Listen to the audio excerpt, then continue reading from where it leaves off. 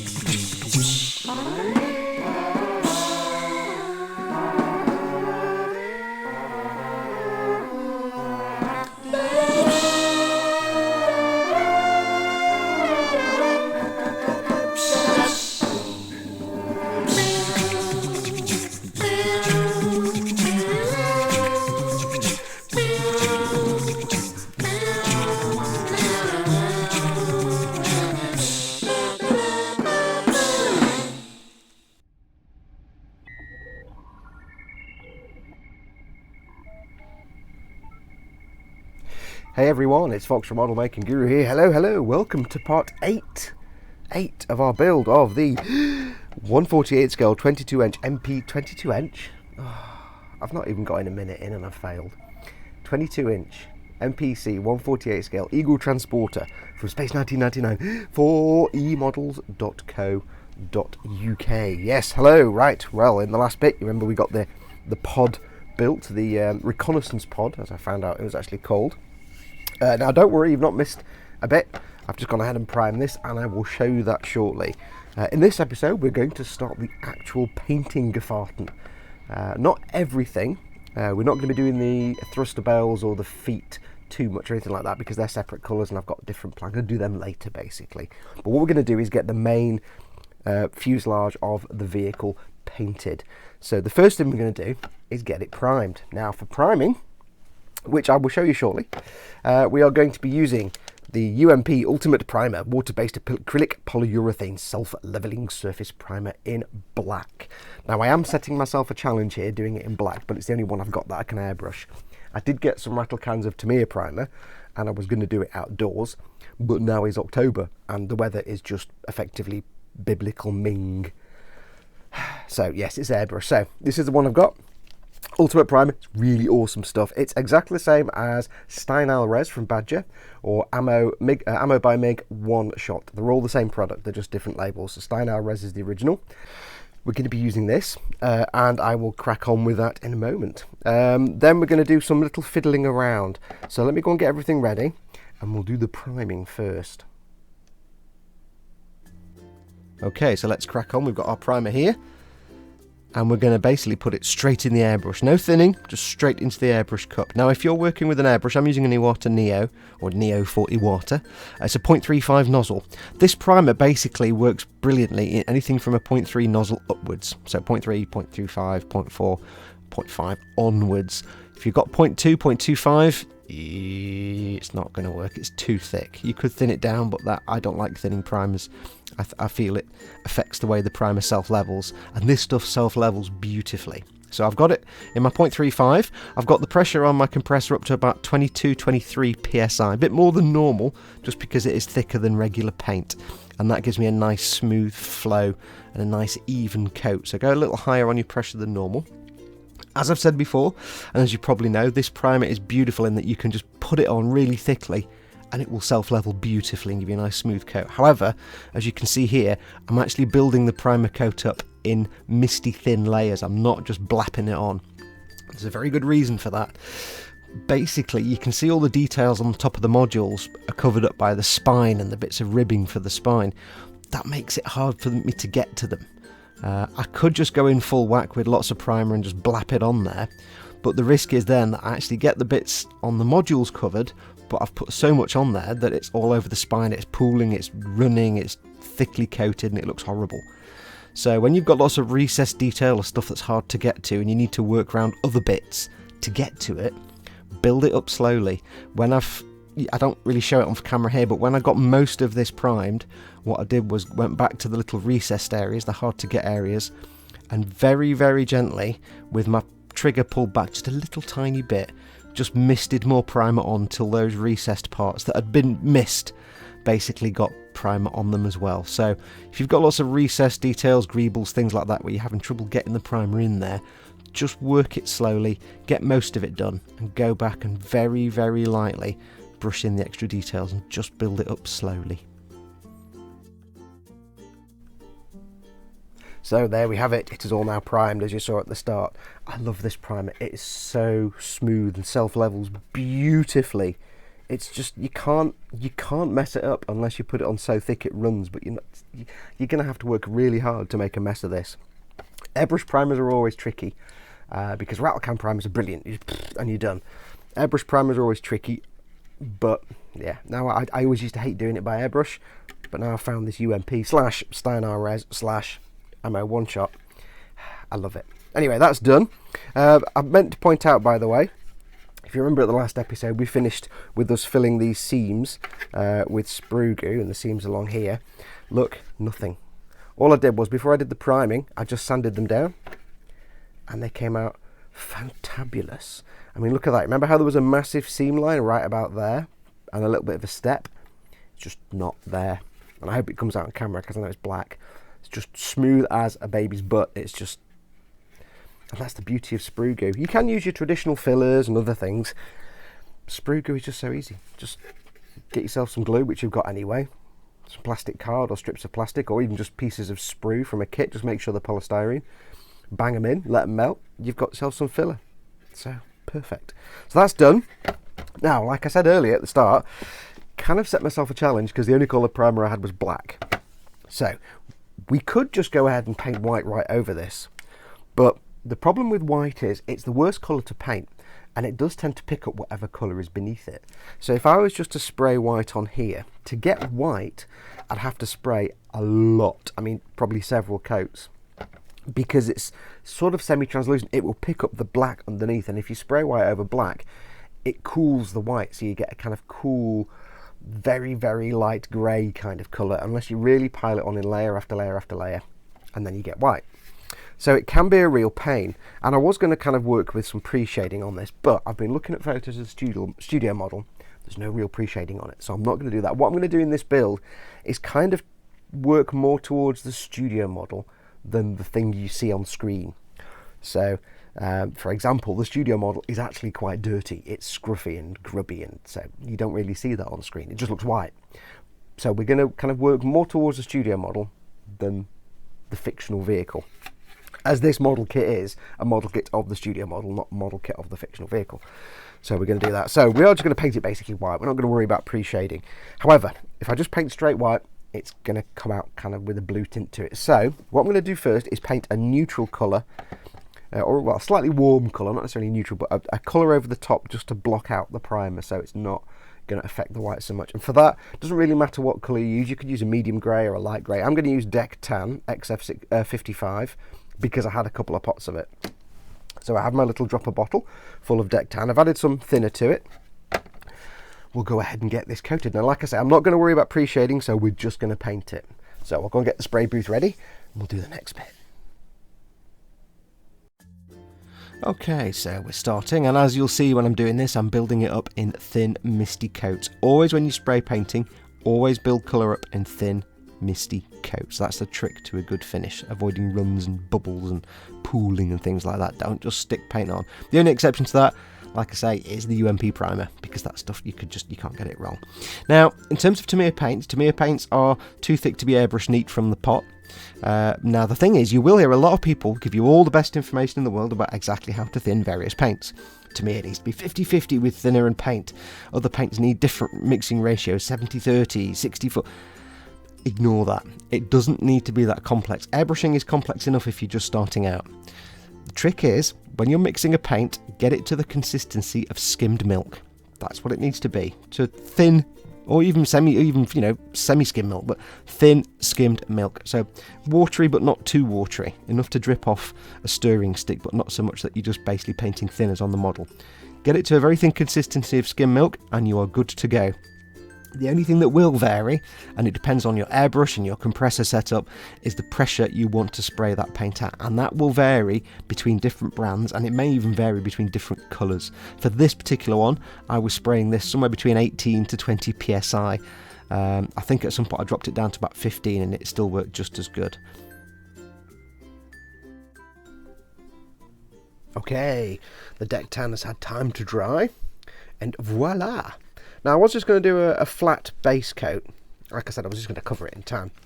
However, when I was painting, I did get some patches, because at first I didn't think I had enough paint, so I was taking it easy, and then I realised I had loads more paint. I'm like, yeah, I thought I only had like 2 pots of deck tan, but I've got like 6. So when I did a few bits, I left some patchiness, like some shading around areas, just to try and, you know, spare the paint that I thought I had. So it came out alright actually, I quite liked it. So there's some parts where it's a bit patchy, and that might just show through the white. It might not, because I'll probably just cover it in white anyway. Now there was one thing I forgot to mention. This is now painted and ready for white. In terms of painting this, I didn't want to get paint all over the interior. So what I did was, instead of masking everything off and painting these separately, because which would be a faff, what I did, and let me get a pointy stick, is first and foremost I put tape over the inside windows, just because there potentially is a slight gap at the top of the window. So I put tape here just to stop any paint coming through. I also put dots of blue tack on the inside to fill in these holes where the RCS thrusters will go later. So it just means that while I'm painting this, no paint is going to get inside and into the cockpit. I mean, nothing's going to get through here, because when this is in, that's sealed anyway, so I can blast away. But I didn't want anything creeping through the little gap here or these holes, so I've just blocked those off. So if you are painting it like this, just block it off. All I did was I painted it like that, then gave it a blast with the hairdryer so it was touch dry, and then turned it over and just did this bit. There is nothing wrong with using a hairdryer to quickly dry acrylic paints. So water-based paints and Tamiya paints, you can give it a quick blast. The trick is to do it not dead close, do it quite far away just to get the warm air, and keep the hairdryer moving all the time like this. The risk with plastic models is if you put too much heat on, you'll bend or warp the plastic and you know, take it out of shape. So just be careful with it. Hold the hairdryer away, and it's a good way of quickly drying paint. When I was painting the spine, I had the spine one way up, painted it, blasted it with the hairdryer, gave it 5 minutes, blasted it with the hairdryer, and then turned it over. So it just speeds up the painting process. You could just paint it and then leave it for half an hour, and then, but who wants to do that when you can just blast it with the hairdryer? So go carefully.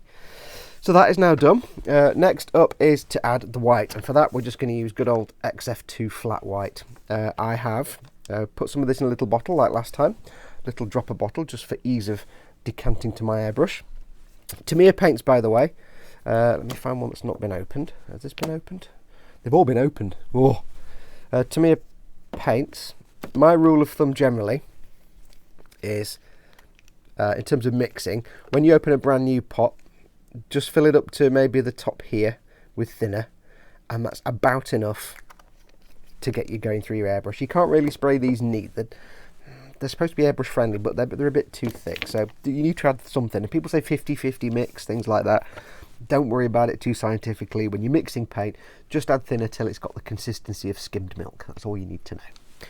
So this is the bit I'm dreading, because white is a right pain in the backside to paint. So wish me luck. We'll go and get this ready and we'll start the painting. Okay, so now there isn't really anything I can tell you that's going to be different to when we painted the deck tan. Still building the paint colour up in misty coats, still working around about sort of 18 psi or so, something like that. It's exactly the same process. The only bit of advice I would give you when painting white is to get it to where you're happy with it, put it to one side, and come back the next day and have another look. I guarantee you, when you're painting white, you spend so long looking at the undercoat colour, in this case deck tan, that you see a bigger difference between the white and the deck tan at the time than there may actually be. What I mean is, this thing starts out as deck tan, I paint it in white, I think brilliant, it looks nice and white now, we can go with that. I come back the next day and it kind of looks brown, because you're so used to looking at the deck tan first that you see a bigger contrast between that and the white coat than there actually is. So it may be you need to go back and do some more just to keep brightening it even more. So whenever you're painting white over a colour, just get it done, come back the next day, double check it, and if you need to do it again, do it again. If you've had any masking tape on a model where you're painting white, don't take that tape off when you finish the white coat. Leave it, come back the next day, check it. If you're happy, take your masking off. If you think it needs more white, you can just then do more white. You're not having to remask everything. So that's the only tip I can give you with white paint. Build it up slowly and check it the next day.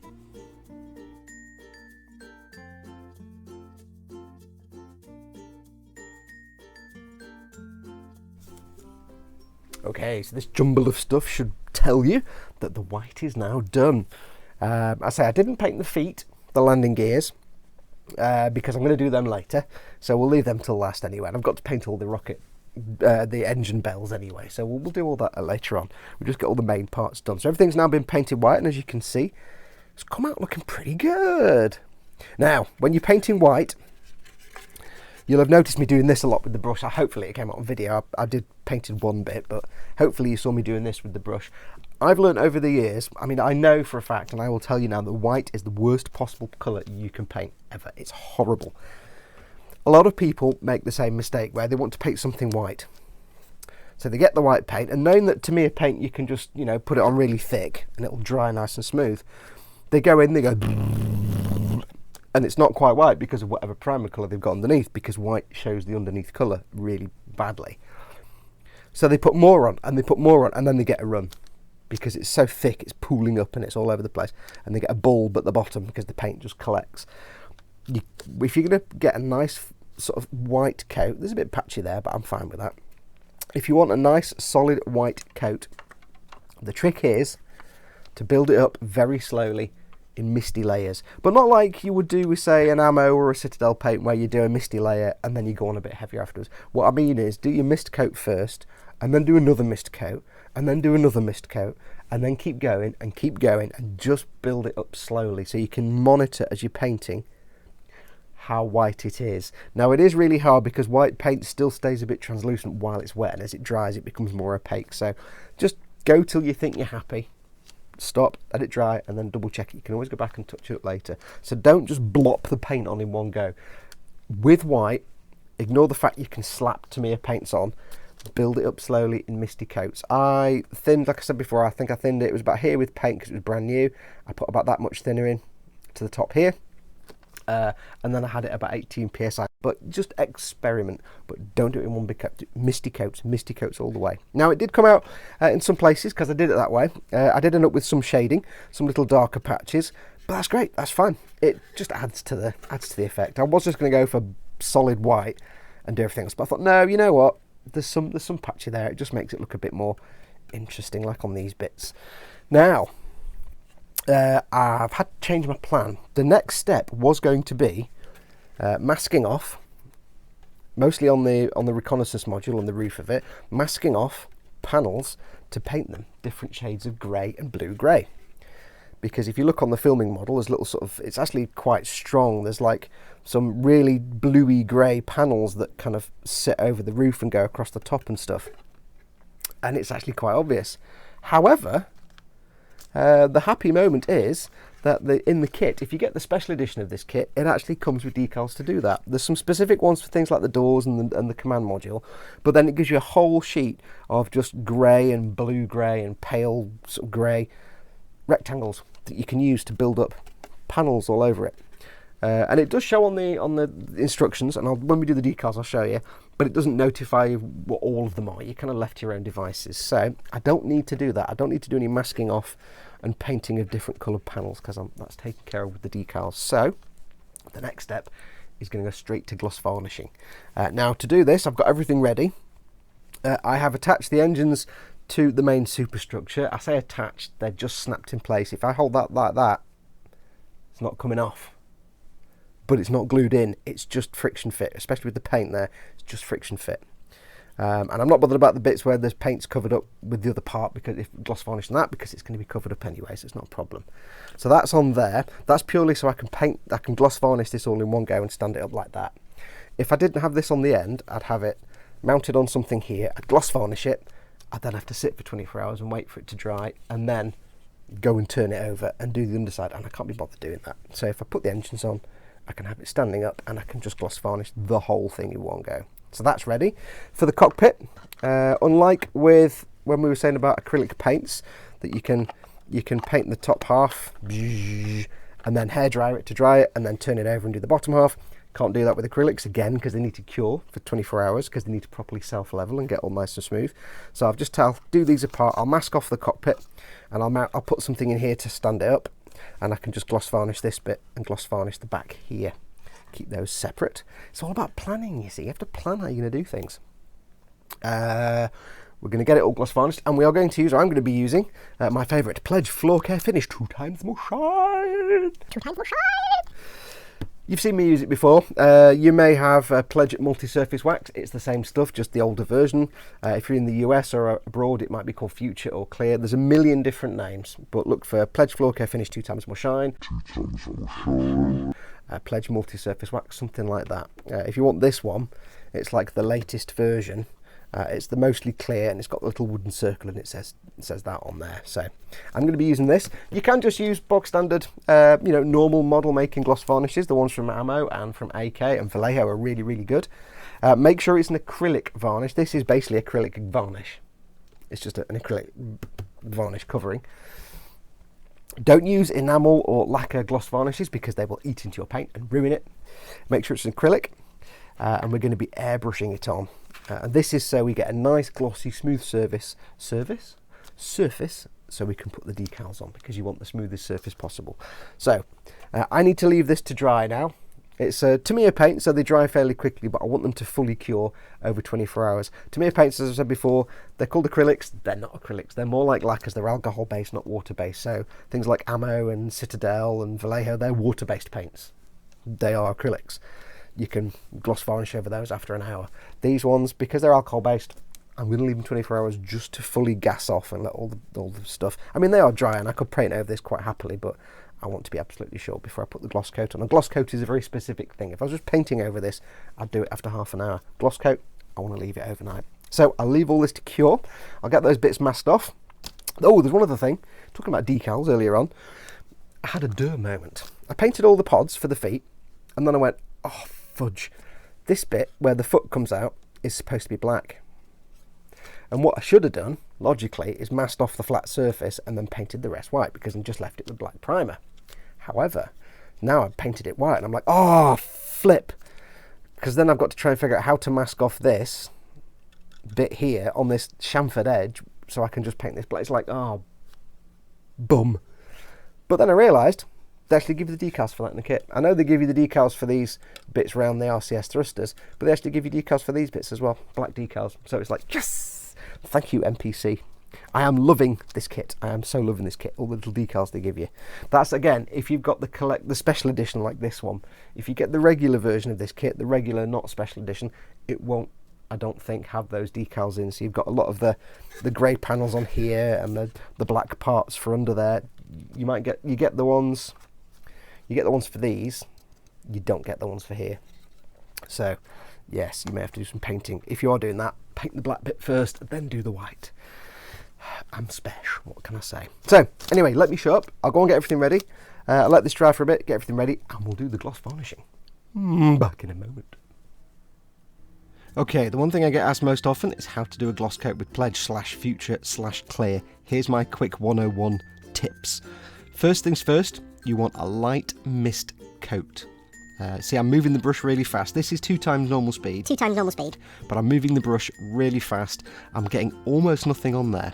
And now what I'm doing is I'm drying it off with just air from the airbrush. The reason you do this light coat, mist coat first is just to do a key coat. So it's something slightly tacky for the next coat to stick to.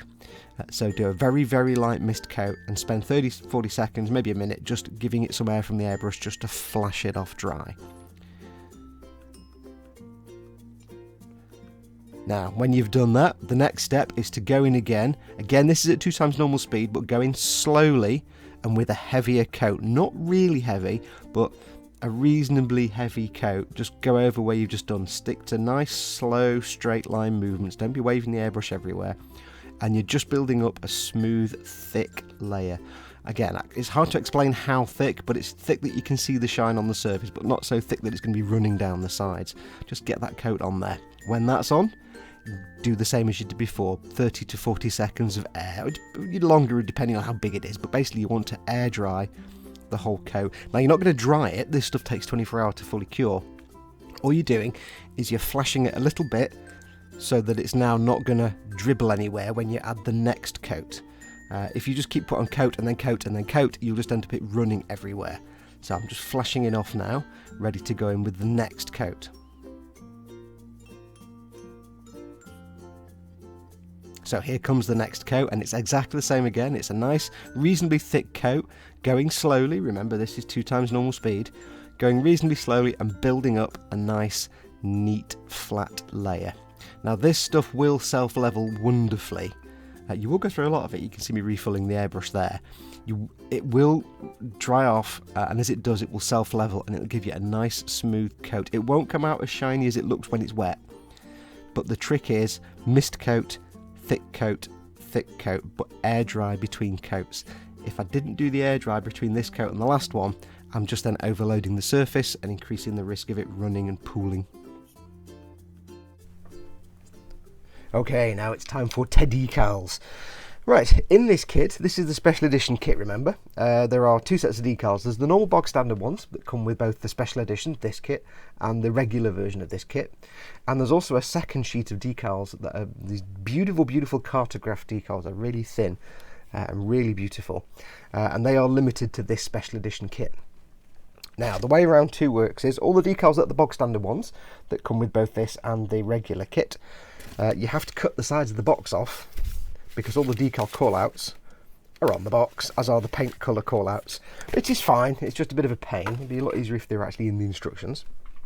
The Cartograph decals are actually called out on the sleeve that goes around the box, and you can see here I've been working on the command module, so I've marked them all off.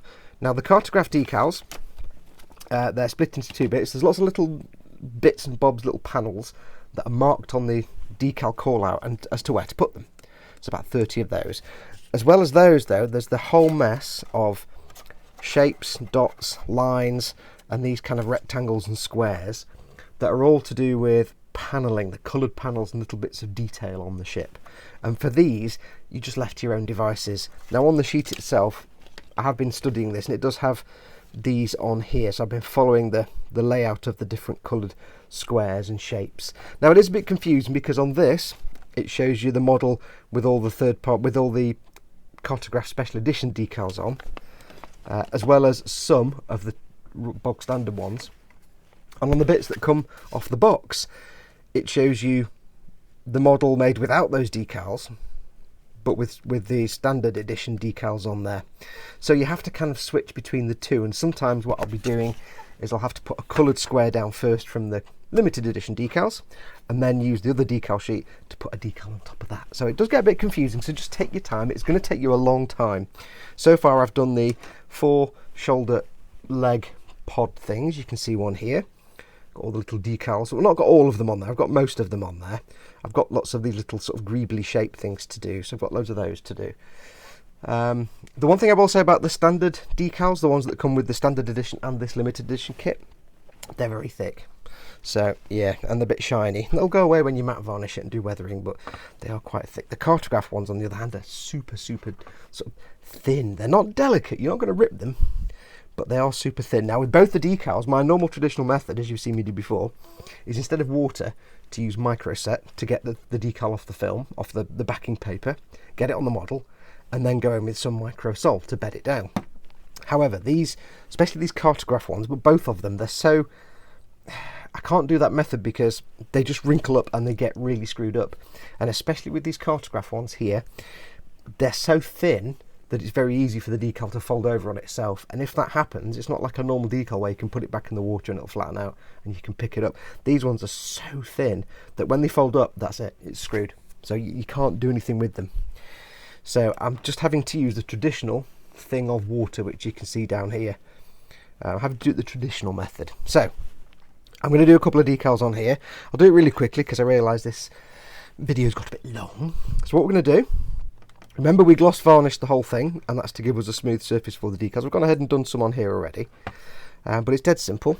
Make sure your water's warm, and for these random squares I find it best to do a few at once, because the beauty, especially these Cartograph ones, but both of them, it should be said, they can sit on the model for a while without being futzed with, so you have plenty of playtime. If you just put them all down in place but don't squish them down, then you can come back 5, even 10 minutes later, put some water on them and move them around and then set them in place. So it is actually pretty good. They are actually pretty good for that. So let's get these done. So I'm just letting the decals soak in the water as I knock the camera. Give them a few moments. Just make sure your water's warm. It will be a little bit quicker of a process. Doesn't really make any major difference other than it'll be a bit quicker. They've had a little bit of time in there. We're going to put them off to the side here. Now it's difficult for me to do this and get this all on camera, so my apologies if any of this is off camera, like the decals on the table. I'm just setting these on the table here. And they're already wet, and they're nice and wet and ready, so that's fine. We'll put that there so you can see better. So let's get this on. I've got the guide in front of me.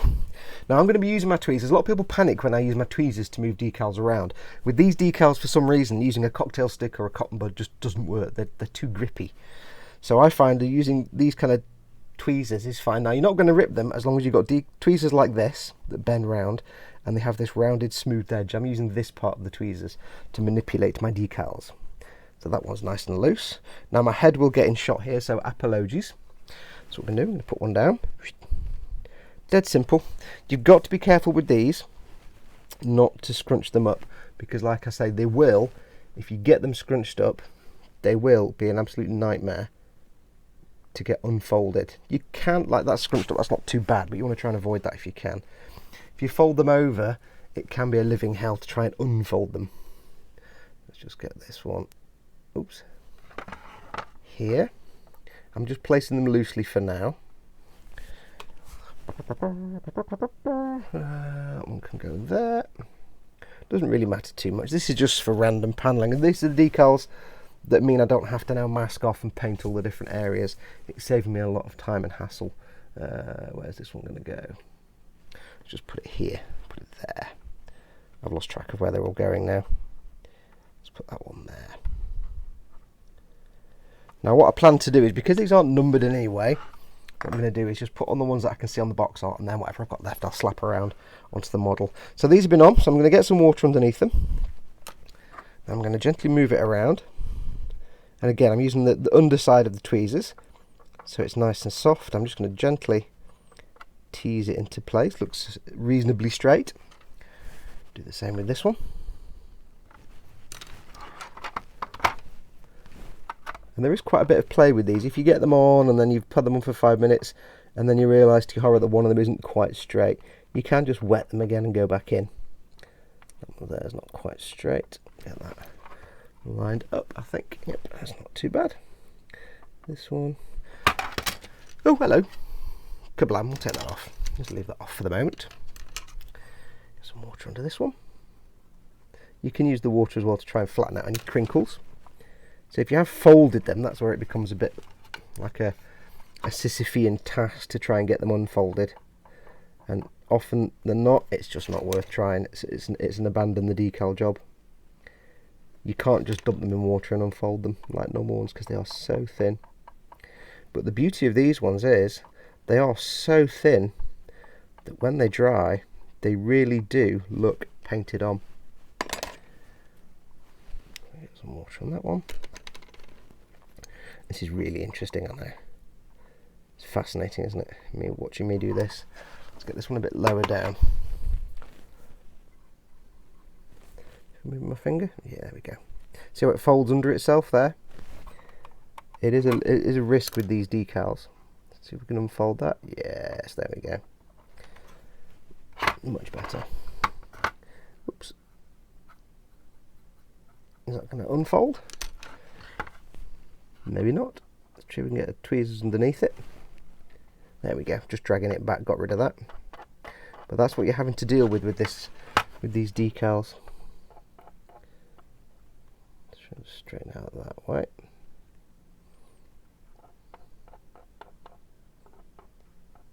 Okay, just make sure it's straight. Again, it's doing it with eyes, so it's never going to be 100%. You could spend hours trying to get everything nice and straight and lined up. Trust me, no matter how hard you try, there'll always be one that's not quite lined up properly.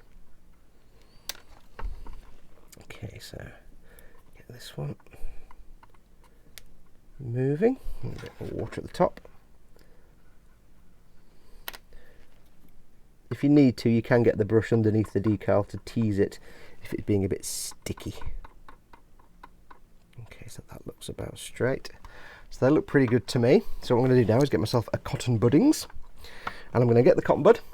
I'm not going to drag, I'm going to put it down gently on the surface and roll it. And this does two things. One, it puts a little hair on the decal, thank you. One, it gets all the excess water off the top. Let's put this back on to support it. Gets all the excess water off the top, but it also then pushes the decal down, gets rid of any excess water underneath, and forces out any air that might be trapped underneath. Because with water slides, little hairs coming off this, but they'll go away. With water slides, if you get little air pockets, then when the decal dries out, what that will turn into is something called silvering, where the decal has this kind of silvered, sparkly appearance, and it's purely because there's air trapped underneath. So what this does is squeeze out all that nonsense. There's little hairs, for some reason, fibres coming off the cotton bud. And the last two, just get that one done. Oops. Again, roll the cotton bud in your fingers. Don't drag. Don't push. Now some people like to move decals around with cotton buds and things like that. I've just found it doesn't really work with these particular ones. Don't know why. I think it's because they're so thin. It's to do with the surface tension. Even though it's a gloss surface, it's still got a texture to it. So that's those on. So what I want to do now is first and foremost get them to suck down even more to the surface, to double check there's no, to really force any air or anything out, anything under there, out from under them. So I'm going to get the micro set, which is the blue one. Rule of thumb, the blue one's first. Now this is what I normally use to take the decal off the paper, but we haven't this time. So I'm just going to brush that over the decal. The trick here is to get it over your decal and just over the edge, but don't go putting it all over the model, because if you put on enough, there is a risk that this stuff will eat away at your gloss coat, and then when it comes to your weathering, it'll have a texture, and you might get, say you were doing a gunk wash or a wash of some sort, it might collect around the edge where it's eaten away. Now you won't see that with the naked eye until it comes to doing a wash or a gunk wash, and then you'll get this massive tide mark. So that goes on there like that. So what this will do, this will basically make the decal shrink. It'll go all wrinkly, or it might go all wrinkly. Don't panic. Don't be tempted to do anything. Don't touch the decal. Don't go anywhere near it. Let it go crinkly, because as it dries out, it'll crunch up like that, and then it'll flatten down again. And as it flattens down, it will conform to any irregularities in the surface, and that's how it gets rid of the air bubbles. So this is getting it really squished down. So what we need to do now is leave that for 5 or 10 minutes and let that dry. Then we go with the micro sol. Now I've done these ones earlier. These have had a coat of micro set. So now I'll show you one here. We'll go with the micro sol. Now micro sol is similar but not the same product. You can use one or the other, but I like to use them both. This is the second step. So the first step, get them on the decal. Second step, if you've used water, is once they've dried, go over with this stuff. And this stuff is a bit thicker, smells a bit different, it smells like thinners. And what you want to do here is exactly the same procedure. So you want to go over your decal, again, and again, try and stick to the decal itself and just over the edges. You want to go just over the edge, just so that if there is any little bit where the edge of the decal is lifted up away from the surface, the liquid can capillary action underneath and get sucked underneath it. And this stuff does very similar. It basically softens and thins the decal a little tiny bit, helping it to bed down even more. But this is more ideal for where a decal goes over a surface, like here you might see, I don't know if you'll see, but there's a little raised step here and the decal goes over it, so it goes over these little ledges. And what this stuff will do is it will soften the decal even more, and it'll help it conform to that little step. And then when it's dried off, what you should be left with is a decal that looks more like it's been painted on than a decal stuck on the surface. Now I've got to tell you, these Cartograph decals, they're so awesome, they're beautiful. They are like, they look painted on. I reckon that these decals actually create a layer of colour that's thinner than if I painted these on. They are fantastic. Let me get the command module and I'll show you.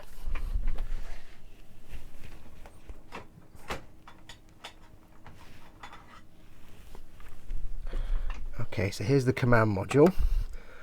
That's all been decaled up, and that's all it's had. It's just had the decals and one coat of the micro set and 2 or 3 coats of the micro sol, and you can see it looks gorgeous. It looks brilliant. Now the big difference between the Cartograph decals and the standard decals, the Cartograph ones are these super thin ones that look like they're painted on or printed onto the surface. They look like screen printed. The ones that come with the kit are thick and shiny, and these are the black ones. You can see them here. They're really shiny, but they're also quite thick. So, I mean, I did have a problem with one of them. This one's come out really lumpy. You can see there the texture. Now the surface was sanded smooth, and there's no air bubbles in there because I've pricked them with pins. So these other ones, they are a bit hit and miss. They can be a bit lumpy bumpy. So, and if there are any irregularities in your surface, say you've got like a bit of filler or something like that, it's been sanded roughly, it will show that because it's shiny. But once this is all matte varnished, that shouldn't be as obvious. It'll just look black. So yeah, these are ones from the standard kit as well. You can see how shiny they are compared to these ones, but they're fine. Once they've been, you know, weathered over and gloss varnished, it'll look brilliant. So I now have to go off and do 8 trillion of these decals. There are a lot of them. What I'll do, as I said, I'll go around and do all the sort of shapes and colours that are set on here, where it's got them. I'm just going off this thread like here. You can see I've got all the shapes on the side of the reconnaissance module. There are some that are called out, specific ones for things like doors, so we'll get all those done, and when we come back in the next episode, I'll have done all that, and we'll move on to the next step. Once I've done all the decals, I'll get it gloss varnished, and then we can crack on with the weathering. That's where we'll start in the next episode. So I shall go and get all these done. Until next time, thank you so much for watching. Do remember to pop along to emodels.co.uk, my sponsors and the people for whom I make this video. Pop along. In my opinion, best UK online model retailer there is. They've got everything you want: kits, tools, paints, anything you need they've got. And as we always say, if they haven't got it, you don't need it. They've either got something better, it's actually just out of stock for a little bit and it'll be back soon, or it's something they don't stock, but they can get it for you if you ask them. So if there is something you want particularly and it's not on the website, drop them an email. They can get it for you somehow, most likely. But do pop along, and also go to the Facebook page, facebook.com/emodels ltd. It's a brilliant little group. Post pictures up, have a good time, just go along and join up. They'll also post up when Ted and I do a live stream every Monday, so you'll get to see the live stream as well. But that's going to do it. So if you're making this kit, good luck with the decals. Take your time. These Cartograph ones are so delicate. Not delicate you'll rip them, but delicate they'll fold up. So take your time. It's taken me about 2.5 days to get this and the 4 landing feet pod things done. So it is a slow process, but it looks fantastic. So do take your time. Set aside a good few days to get all these decals done. There's millions of them. But until next time, go and take care of yourselves. Go and make something awesome. Go be awesome. And we'll see you next time. Adios, amoebas.